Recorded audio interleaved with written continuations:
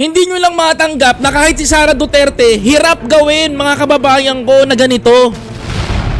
Na magkaroon ng 20 pesos na bigas. Anak kayo ng dapat nga matuwa kayo mga DDS eh. Kasi isa kayo sa mga nakikinabang ng 20 pesos na bigas ngayon. Isa kayo sa pinapakain ng subsidiya ng gobyerno kahit na binabanatan nyo ang gobyerno natin. Yan ang problema sa inyong mga DDS.